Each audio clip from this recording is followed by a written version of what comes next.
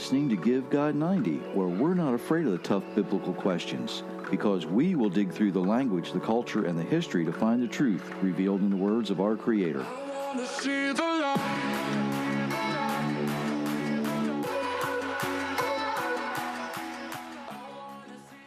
Hello, everyone. Thank you for letting us share part of your day. My name is Jerry Mitchell. Sitting next to me is Myra. Hi, everyone. And we're actually had a reasonably calm day.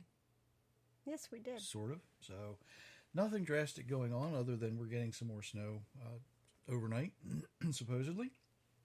So, but it's January in the Northern Hemisphere. You know, it happens. There's nothing drastic going on there. I want to say thank you to everybody who has been faithful and sticking with us and listening. Thank you to all the new people. Again, we have more people joining us all the time. By the way, if you happen to have a free Spreaker account, you listen to us on that outlet, you can join the chat. It is open, and leave us a message if you listening to this after we get done with the live, because I know a lot of people in various places in the world listen to us at a later time. Right. So, and we understand you're not going to get up at 3 o'clock in the morning to listen to us. Yes. That's okay. It's fine. But if you want to leave a message, a note, check in with us, you're more than welcome to. Books are still out. We really like it when people buy books. It helps us out a lot. And something else we like is when people, they like the podcast, whatever platform you're listening to. If it gives you the chance to like it, you can like it, share it, rate it. The higher you rate it, the easier it is for other people to find us. And, it does things to the analytics and all that kind of stuff. Just makes it easier for people to find us. We don't spend like hardly any money to put this out other than what it costs us to get there. And, we depend on you folks. And we're not asking you for money all the time, right? Right. And in a second, I am going to mention a way you can help somebody if you want to. But, it took you 2 seconds to click on a link to get here. Take another couple of seconds and click on the like buttons and share buttons. It helps us out a lot. There are places in the world where it is not free to go to school, and people who take care of orphans doing what they are designed to do, we're supposed to care for the widows and the orphans, and there are people that do that. Sometimes they need a little help, and we know someone who does need a little help currently. If you would like to, if you're led to help her out, give her a hand. Let me know. You can either let me know on the chat, or you can go to givegod90.com. We have a connect page there, or contact page there, I should say. And you can email me. Whatever. There's various ways to get up with us. We're on Facebook and various other social media.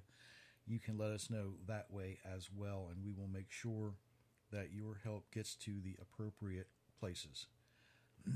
Now, speaking of helping widows and orphans, believers are called to be different, right? Right. We're supposed to be something other than what the rest of the world looks like. If the rest of the world wants to accept what our Creator said don't accept, we're supposed to stick with the Creator and not be part of that.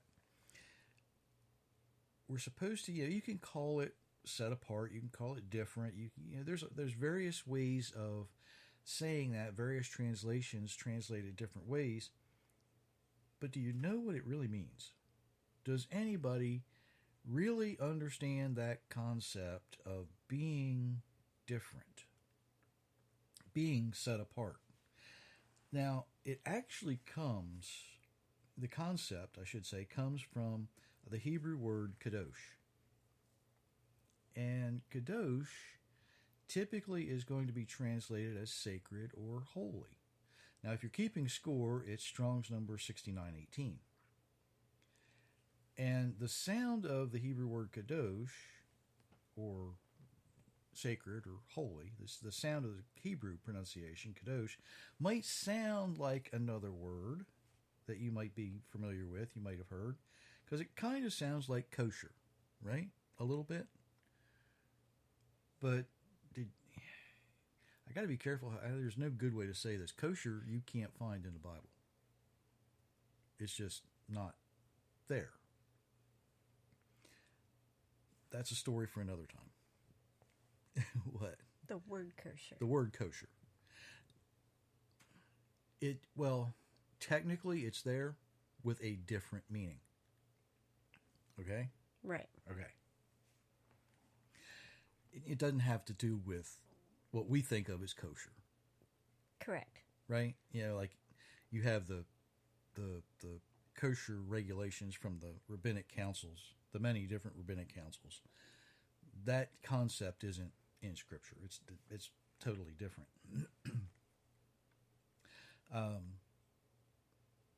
Getting back to the word kadosh, it's actually more closely related. Let's put it that way. Very closely related. Same root word. Makes it very closely related, right? To another word, Kadesh. Now, if you're keeping score, that's Strong's number 6944. I know some of you people out there are looking these things up. Kadesh is typically defined as apartness, which is kind of strange, right? That's where the set apart might come in. And it can get a little confusing if you only stick to your English translations.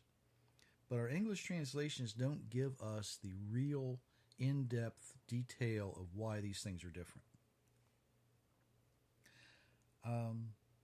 Now we can first look in Exodus 3. And this is kind of interesting because we're going to start in verse 4 and go into verse 5 because you need to understand where this is coming from. If you'll read that for us. The Lord saw Moses was coming to look at the bush. So God called to him from the bush, "Moses, Moses." And Moses said, "Here I am." Then God said, "Do not come any closer. Take off your sandals. You are standing on holy ground." Now, there was something different about the ground that Moses was about to step on. What made it different? What was different about it? What made, and this is going to sound odd, okay? But what made that little patch of dirt any different than any other piece of dirt on a different mountain? When we hear the word or read the word kadosh, it refers to something sacred or holy. But when we read or hear the word kadesh, it's talking about being set apart or holy. Think of kadosh as being holy with a capital H, but if it's simply set apart and kodesh, it's with a little h. Does that? Am I explaining that? Okay. Because to be kadosh, it deals directly with the Creator, the Almighty Himself, and His attributes. If it's kodesh, it is something that He has defined and called by His mouth. When He says it, He speaks it, it is then set apart for His purpose. Okay. You're shaking your head, and okay. Yes, correct. All right. So, the difference really is when something is set apart for a purpose, or when someone is set apart for a purpose. We are made in the image of our Creator. We are supposed to be kadosh. Does that? Am I making sense of that? If we are made in the image of our Creator, then we are supposed to be holy with a capital H. We're not an inanimate object. That gets it? Okay.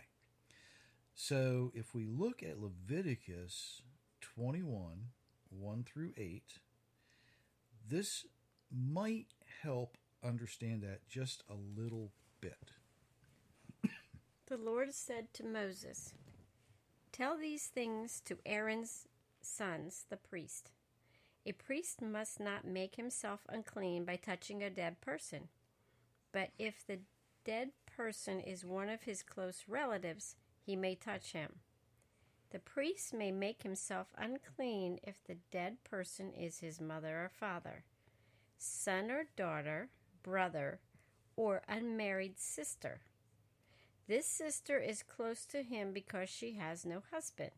So the priest may make himself unclean for her if she dies. But a priest must not make himself unclean if the dead person was only related to him by marriage.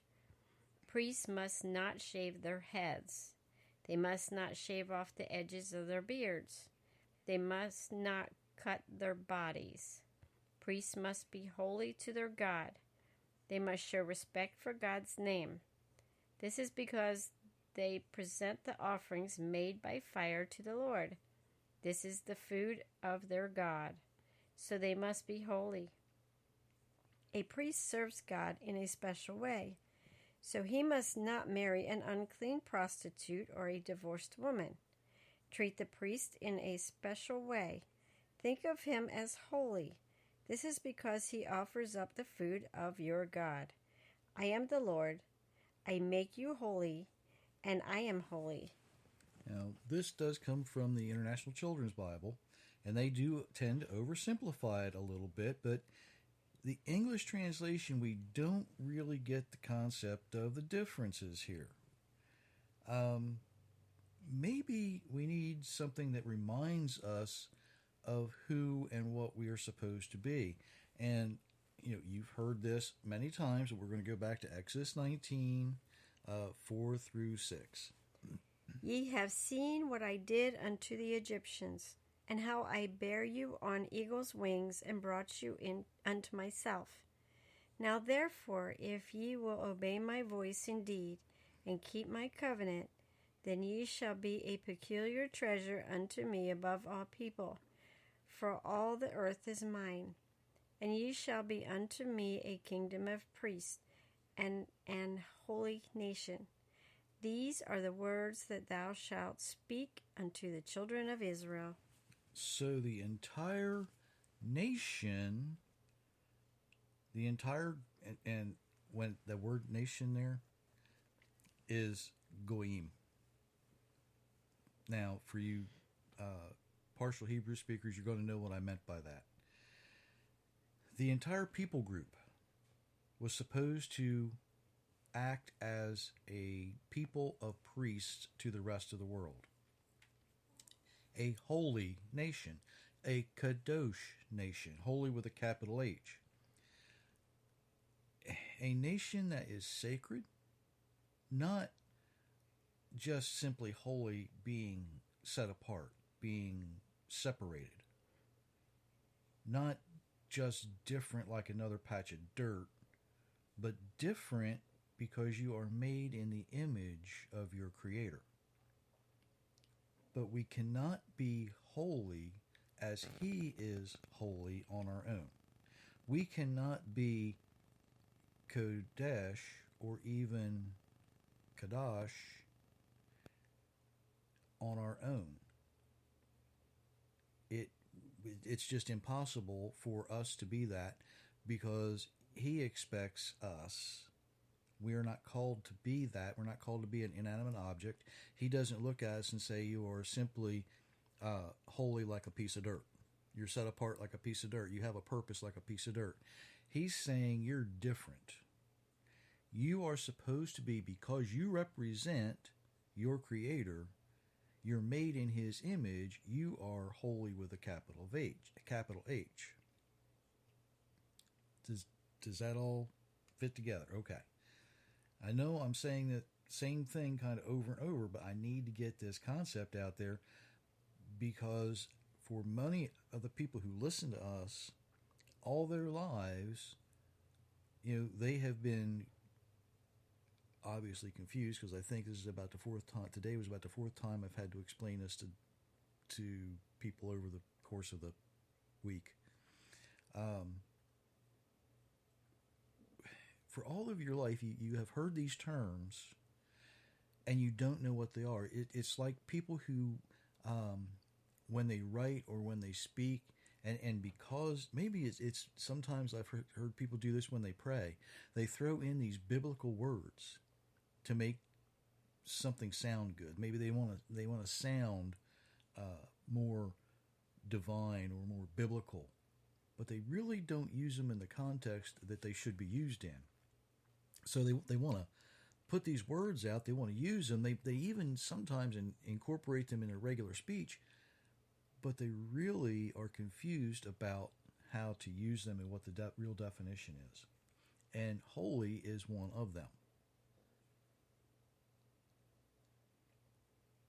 It's a whole lot easier to see this concept when you read it in Hebrew, because in Hebrew it stands out. You can tell when something is being talked about in a certain way. You can tell when things are going on in a certain way, and you know when people are being set apart and different, as in Exodus 19. And you know when an object is being considered set apart, as in the Exodus 3. So we're going to look at something interesting, or I think. A lot of people who like to say that we're to be set apart from the world, we kind of get that in another Bible verse from James 1:27. Now, pure religion is undefiled before God the Father. And it's this: to visit the fatherless and the widows in their affliction, and to keep himself unspotted from the world. Now, that sounds like we're supposed to be completely separated from the world, doesn't it? Like, we don't interact with people who aren't like us. Isn't that interesting? Isn't that interesting? We just don't interact. We don't have anything to do with those people. You're laughing because I had a conversation with a pastor down the street about that. Yeah. Paul makes some reference to this in some places as he writes to the Romans. Don't be conformed to this world, but be transformed by the renewing of your mind. Then you're going to be able to test and approve what is good, what is pleasing, and what is the perfect will of God. There's other references to this as well. Matthew 5:14, you're the light of the world. A city that is set on a hill cannot be hidden. What's he saying there? Well, he's alluding to the world being a dark place, and you are a light. Different. Not just an inanimate object, but interacting with others to be an example to them. If you're in a dark place and you turn a light on, is it separated from you? No, because I don't want to get too sciencey here. But when you turn a light on, the light actually surrounds you. Even though part of you is going to be in the shadow, the part of you that stands away, on the opposite side, might be in a shadow, because you still get the reflection from other things, and there's refraction and all the other stuff that goes on with that. you can still see part of the other side of you, even though it might not be as bright. If you look at a picture of someone, very, very rarely, unless that photo is taken appropriately or it has been retouched, if the light is shining from one side of someone's face, rarely will the other side be completely dark, right? You're always going to be able to see some of the features on the other side. Light has that effect. It shines in the darkness and it uncovers features. If you are in the dark and someone is shining a light on you, someone speaking truth and knowledge to you, you're no longer in the dark. You no longer have that excuse. You no longer have that reason for failure. A piece of dirt, a loaf of bread, a day of the week, these can influence people.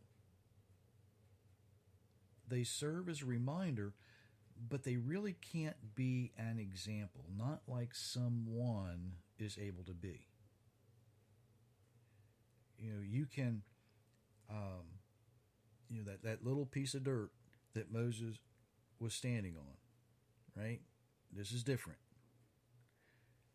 It's still a reminder today because we read it and we think about that piece of dirt being different. It was set apart. It was called holy with a little h because our Creator pointed to it and said, this is for me.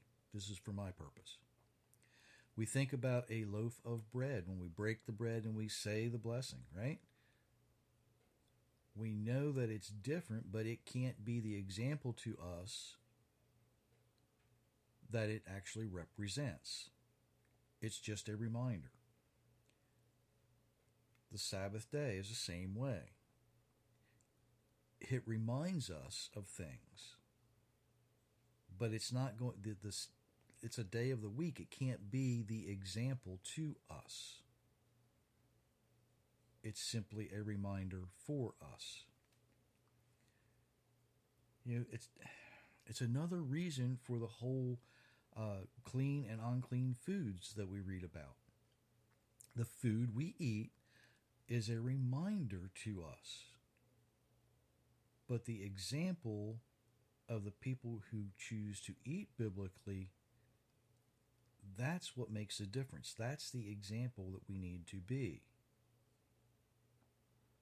You can call something, you can consider something clean or unclean depending on various things, but the Almighty said that this particular thing is clean, it's food for you. This particular thing is unclean, it's not food for you. Why? Well, the basic reason is to be the reminder, to show us, here's your reminder. If you utilize it properly, you will be a proper representative for me to the rest of the people. Does that make sense? Okay.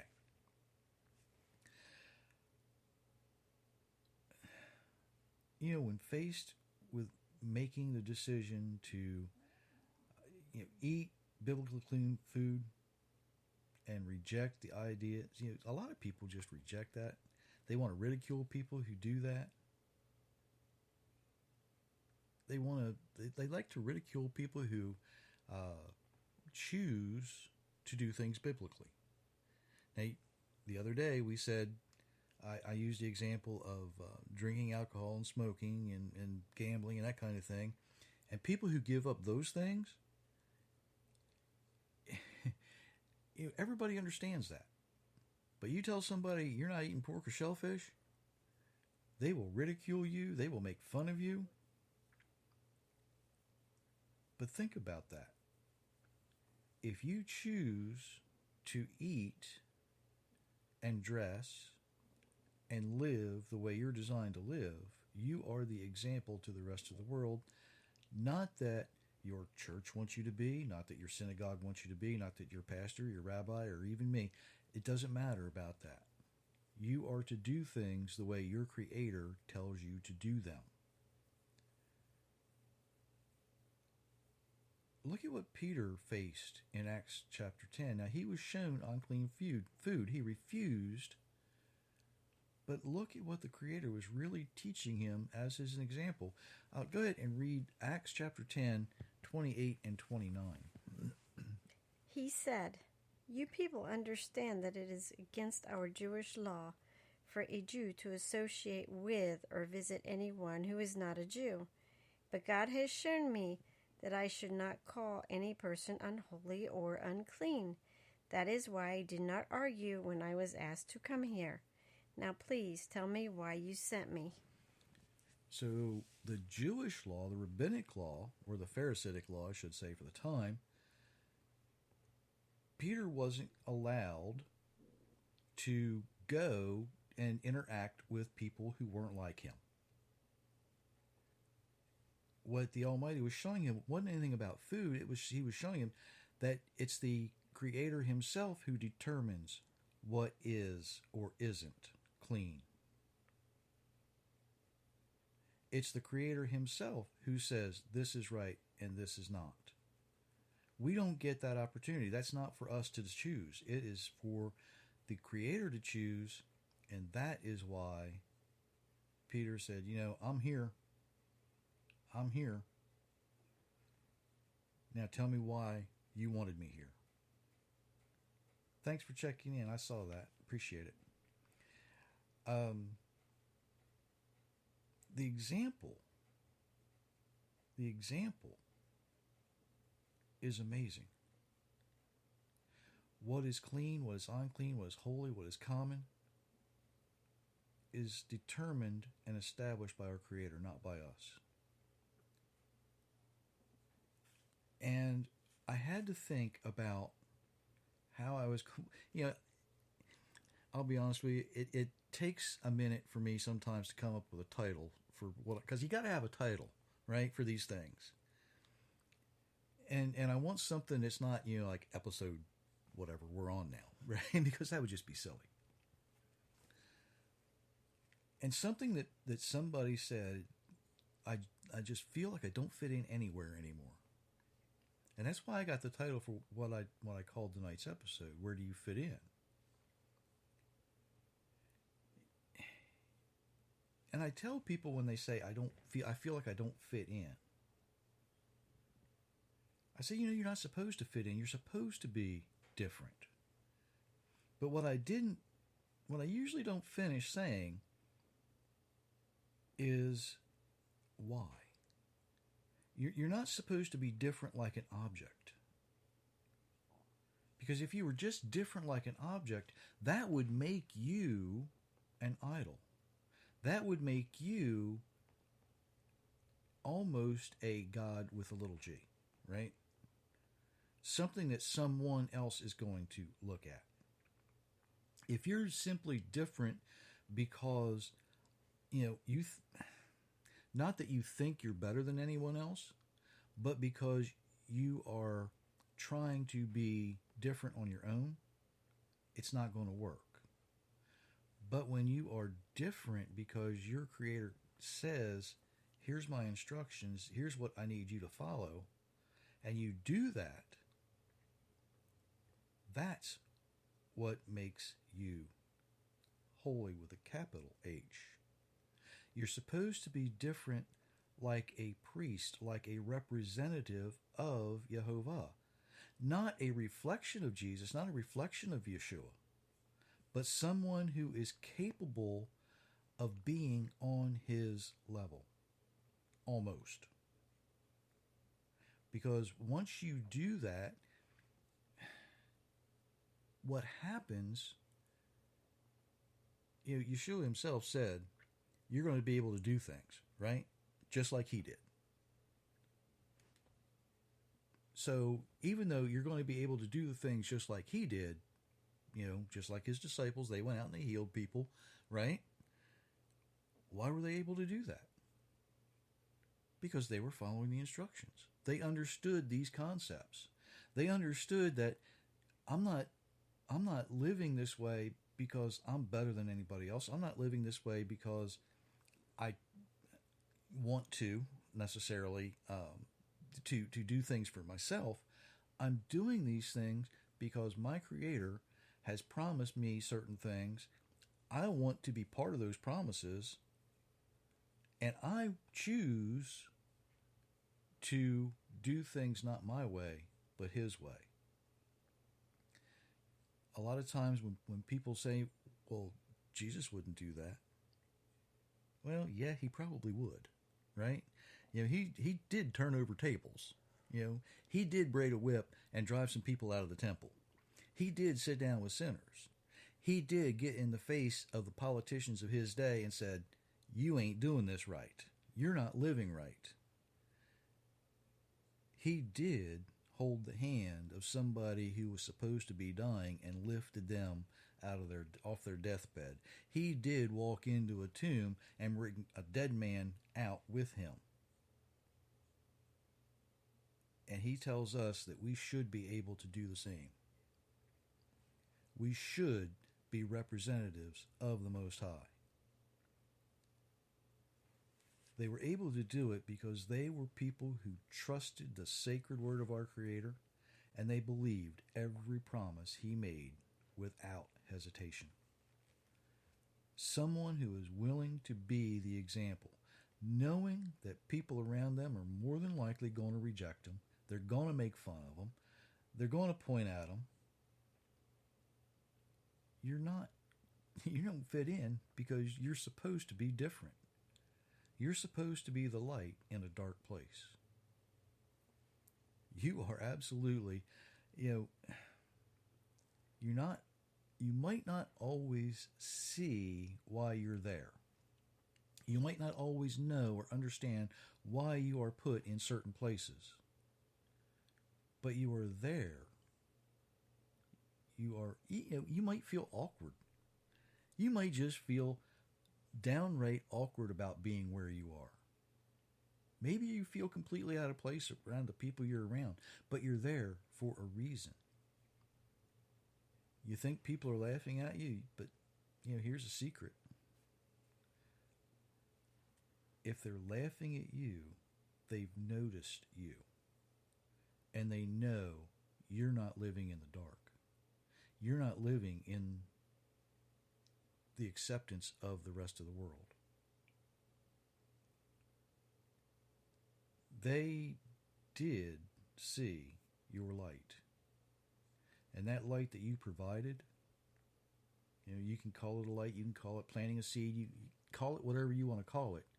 But now they have seen, hopefully, a representative of our Creator in you. They might not understand it. They might not realize they needed it. But just by you adapting and accepting the lifestyle that you are created to live helps other people. And it can, you can do it in school, you can do it at work. I'm going to get in trouble for this one, but it's okay. You can even do it in your worship community. And I know a lot of worship communities that need people like this in them. We've been there.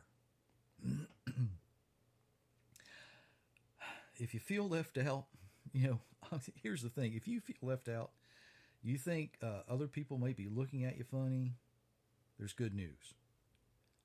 Because you're supposed to be noticed for being different. You're supposed to be noticed for being the light. You're supposed to be noticed for living the way your Creator designed you to live.